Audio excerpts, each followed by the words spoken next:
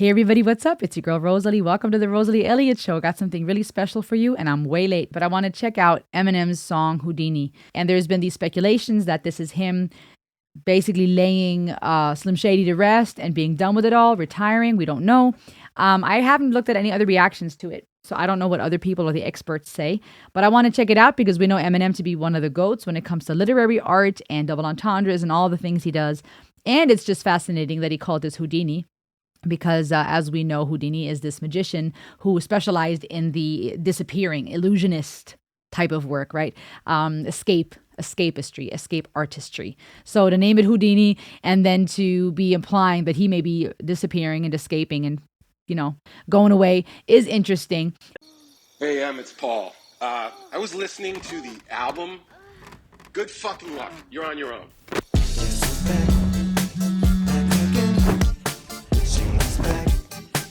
Got a problem. Check this out.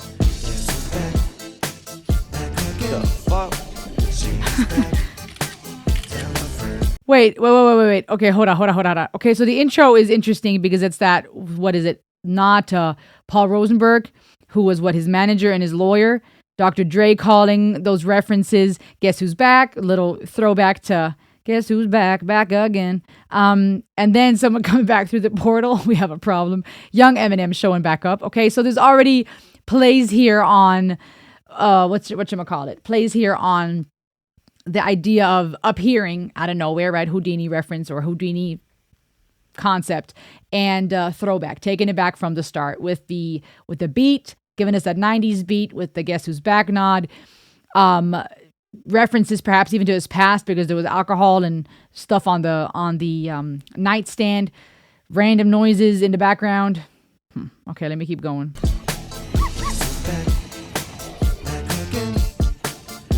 The fuck is this shit? Get your ass down here. Guess who's back? Guess who's back? Guess who's back? Oh, snap.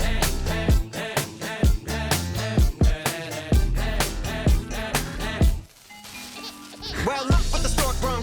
Little baby devil with the forked tongue. And it's sticking This is out awesome. like a sore thumb. With a forehead that it grew horns from. Still a white jerk. Pulling up in a Chrysler to the cipher with the flex perks and a Bud Light shirt. Lyrical technician and electrician. Y'all light work. And I don't gotta play pretend. It's you I make believe. And you know I'm here to stay. Cause me, if I was to ever take a leave, it would be aspirin to break a fever. If I was to ask for Megan D Stallion, if she would collab with me, would I really have a What in the unicorn farts just popped out of the bed? Jeez Louise. Okay, real quick. The whole reference is here to like being a technician and a magician. We know this, right? This is fitting to what we know of Eminem to be. He's a wordsmith. He's a magician. He's an electrician. He's all the things ishin when it comes to wordplay and wordsmithery.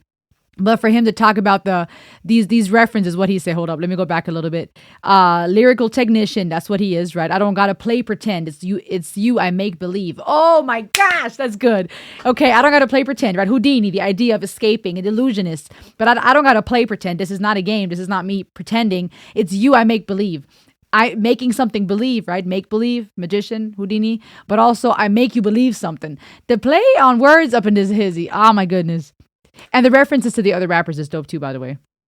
If I was to ever take a leave, it would be aspirin to break a fever. If I was to ask for Megan D Stallion, if she would collab with me, would I really have a shot at her feet? I don't know, but I'm glad to be back like that. That is the reference to Megan, what's her face? The Megan Thee Stallion and that shooting incident. I read about that.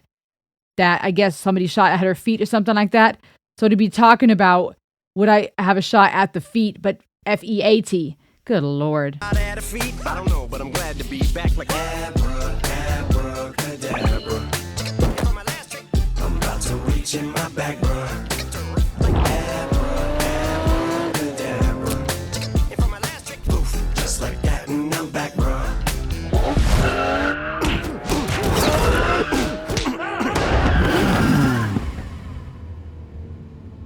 Now back in the days of old me, right around the time I became a dope fiend, ate some codeine as a way of coping, taste of opiates, case of OE, turned me into smiley face emoji. My shit may not be age appropriate, but I will hit an 8-year-old in the face with a participation trophy. Yes, I have zero doubts that this whole world's bound to turn into some Girl Scouts. That censorship girls out. Oh, snap. Did he just say that? Oh, snap. The whole setup, by the way, of him in the car and the comic, like, cartoonish stuff, total throwback to 90s and comic books and the nostalgia of all that. But what did he just say? Okay, so he's talking about his past, talking about codeine and his struggles with opioids and all that stuff, right? Talking about hitting an 8-year-old with the participation trophy, right? Because that's sometimes what the newer generation is being criticized of. Oh, to say you're all winners. Nobody has to work for it anymore. And he's going to not be afraid. His stuff might be age inappropriate because, as we can see, there's references here that are not age appropriate for little kids. But then to talk about he's not afraid to hit an 8-year-old with the participation trophy. But then talking about the world turning them into Girl Scouts, little boys being turned into girls, possibly addressing the whole cancel culture of what's being done, what some people feel is being done, either with the whole gender or transgender movements and it affecting kids, trying to turn little boys into little girls, right? Over feminizing little boys or being so much about gender. Oh, he's not afraid to just be provocative, but that's not new, right? That's not new. That's still the old Slim Shady. That's still Eminem. Yeah. Hold on, what just happened? So when I started this verse, it did start off lighthearted at first, but it feels like I'm targeted, mind-boggling how my profit is skyrocketing. I gotta go back. This is wild, bro. This is wild. That this whole world's about to turn into some Girl Scouts. That censorship girls out. So when I started this cancel verse, culture. It did start off lighthearted at first, but it feels like I'm targeted, mind-boggling how my profit is skyrocketed. Look what I pocketed. Yeah, the shit is just like y'all have been like joking in. I've been running at full speed, and that's why I'm ahead like my noggin in. I'm the fight y'all get in when you debate who the best, but I'm white chalk, and when I step up to that mic cock it in. Oh my God, it's a chicken out again. Oh my gosh. Okay, so to me, this whole setup here of these podcasters, I feel like that's also so relevant. Okay, so there's this duality here between comics and 90s beats and Shady's back, but also addressing what's happening in the present day, the cancel culture, and not being afraid to go against it, and it has to stop. Everybody's being turned into Girl Scouts, but also this setup of these podcasters, right? Makes us think of the Joe Rogan shows and all these, the Breakfast Club and all these setups where people are just talking about everything. Everybody just getting together on their podcasts, but they're discussing who the best is. And it looked to me, I'm not 100% sure, I got to go back, like these were all melanated members of the community, and it's talking about, oh no, there wasn't. There was some other dude, maybe interviewing the other rappers. I don't know. But it talks about you debate who the best, but ops on white chalking win. White chalking. Oh my gosh. Okay, this is dope because obviously he would, be considered white. And he's showing up and they're talking about who's the best, right? And I think that's a throwback too to some of that whole debacle back in the day of letting him have a seat at the table in the rap culture, in the hip hop community. Him being amazing, but there's still being this critique, I guess, of, hey, but he ain't black, right? And talking about white chalking it. And white chalking to me makes me think, and maybe this is me overanalyzing, but it does make me think of, even the beginning, by the way, the stork brung, the little baby devil with the forked tongue, okay? And creepy imagery and whatnot, but that forked tongue, right? Split tongue, that play perhaps also on his literary abilities. His cadence flow is just unlike anything. I mean, we know about the rhymes and all the double entendres and the relevancy to current culture and references to back in the day. But what keeps amazing me is how his cadence flows. The bars are awesome, but the way that he flows and that he can keep switching it up, and it's not just bibbidi bop, bobbidi boom, bibbidi bop. It's constantly. I mean, we know this. You guys know this for decades now. So there's references to these songs, but also talking about white chalk. And what is that in relationship to ops? Is it meant like oops? Or is it more meant like ops, like operation? And when you're white chalking something, right, you're creating some type of outline, maybe for the dead bodies, maybe for, I don't know, the debate who's the best. That's not new, right? That's always been a conversation. Cock it like a gun.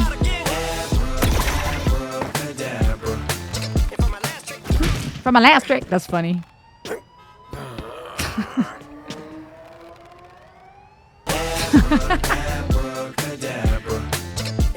It's funny. A lot of this is funny. Back, bro. It's catchy too, man.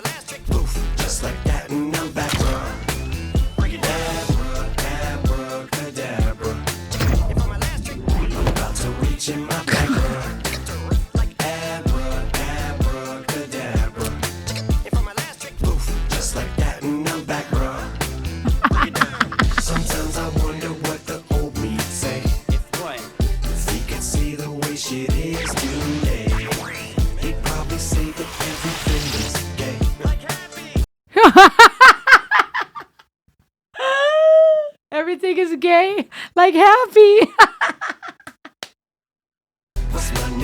What's my name? Slim Shady.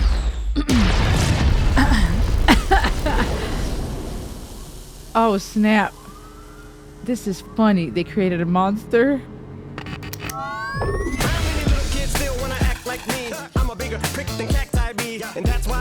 Cacti bee. What is okay? Don't judge me if I don't know all the references. Okay, sometimes I'm hesitant to review and analyze all of it because is this a reference to Cardi B?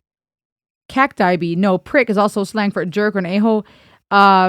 Okay, like a cacti, like a cactus bee. I don't know, y'all. Don't judge me. But it made me think of Cardi B. I'm like, is that little nod there?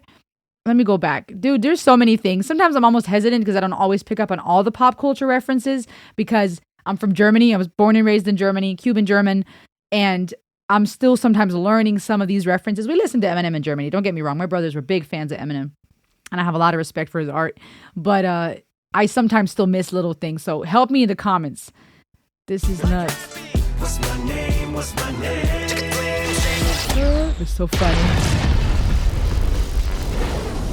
It's cool seeing younger Eminem back, by the way. That's kind of dope.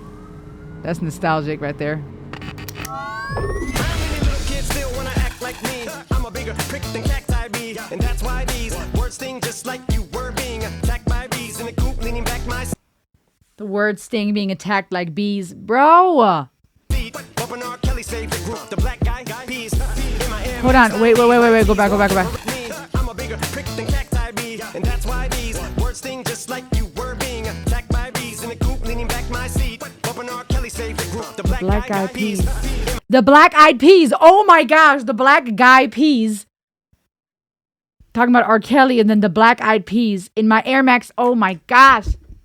Sorry. Air Max 90s, white tees, walking parental advisory. My transgender cat Siamese identifies as black but acts Chinese. Like a motherfucking hacky sack, I treat the whole world cause I got it at my feet. How can I explain to you that even myself I'm a danger to? I hop on tracks like a kangaroo and say a few things that do to anger you. But fuck that, if I think that shit, I'ma say that shit. Cancel me, what? Okay, that's it. Go ahead, Paul, quit. Snake ass prick, you nail cross-dresser, fake ass bitch. Oh my gosh. That was a Britney Spears reference, wasn't it? That looked like the version of Britney Spears. All the throwbacks up in here earlier in the very beginning, there was some chick taking a selfie, and I think that's also a play on what the heck, did I step into? Younger Eminem coming into the future, everybody in their phone, their selfies. But I was also seeing like a potential nod to Christina Aguilera. I don't know. It just felt like that for me. But this right here, that looked like a nod to old Britney Spears in her little schoolgirl costume. Oops, I did it again. Paul Rosenberg, right?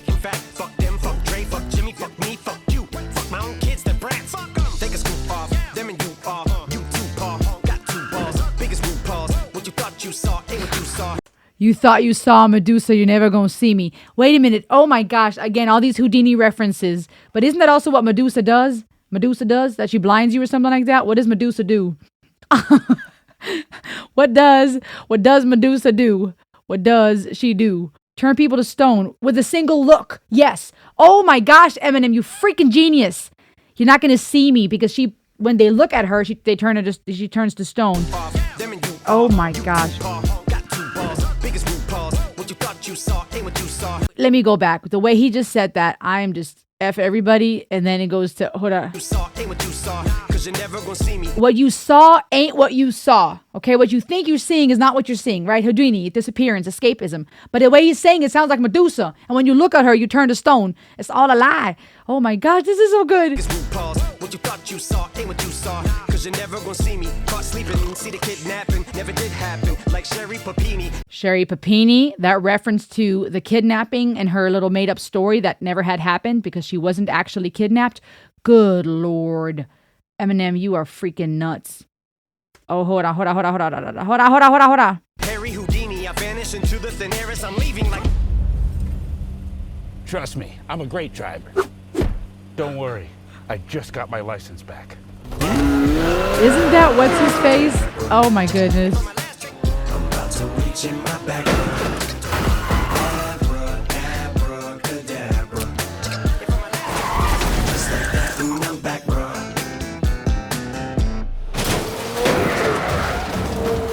Dun dun dun dun dun dun dun dun. That little riff right there, that little dun dun dun dun dun dun dun. The references to his old stuff. Oh my gosh, it's just freaking genius. Eminem. Hi there, Bim Bam. Starts with that whole reference to Paul Rosenberg is his name, right? I was listening to the album, Good Luck, You're on Your Own. So talking about that whole dynamic between them. Guess Who's Back, right? Slim Shady, reference to that. The whole thing called Houdini after the escapist genius. And again, like I said, that being interesting because he died at 52. Eminem is 51 now. So it, to me, made me wonder, is this him saying next year, I'm out too? Not in the sense of dying, but leaving, stepping back, Shady dying or being gone, disappearing, right? Abracadabra. But we don't know. And he leaves it on that note, right? It's like, you don't know. This could all be true. This could all be false. It's a blast from the past. Stay Free Radio IP said. It's got these lyricless wizardry and shock value, shock tactics, which is not new for Eminem, right? He's not afraid to say what he thinks and thinks what he says. And so it's talking about bringing back that past, I think. It's a master class on wordplay. I agree with that for sure. Lyrical technician, even talking about himself like that. All these rappers that are appearing in these references where he is bringing in other people. The comic vibe, the 90s beat, him just showing up with the cadence flow like always. And so people asking, is this his final vanishing act? Is this his way of saying I'm out, right? This is it. And then he talks about, let me see where the lyrics are at. Hold on. So, and then there's these references to his past and his struggle in the past with drugs, his reference to his kids being brat. I mean, he's not afraid to call everybody and anybody out. The wordplay here, you guys, his cadences. I love that chorus, by the way. That is catchy as all get out. You guys, what do you think? Is he dead? Is this him tapping out, or is this him just giving us a run for our money and having a good time? The comedic elements here were hilarious, and it was fun to see the younger Slim Shady have an appearance in old versus young. And from a psychological standpoint, you guys, since that's what we are about here, that is pretty deep when we're talking about if we had a chance to encounter our younger self. I think many of us would do it. If it ideally doesn't change our current timeline, right? If it creates an alternate timeline, that may be fun or also may be really confusing. But if it changed what we have now, many of us might not want to risk that because we love our families or our children. We wouldn't want to undo what we've worked so hard for. But I think many of us, and I think that's a normal existential thing to experience, wonder, what if I could time travel? I could go back into the past. I could go forward into the future. What would I say to my younger self? And to see that, someone that we look up to, that has shaped part of our lives. I mean, his music, he's been doing this for decades. That's what's so crazy. He's still amazing at it. He just is consistent. And that's a dope thing to see too in the music world, where someone doesn't just drop off the map or their second, third, fourth album is like, meh. And he continues just to hit us hard and it's good. And so there's that admiration for him as an artist.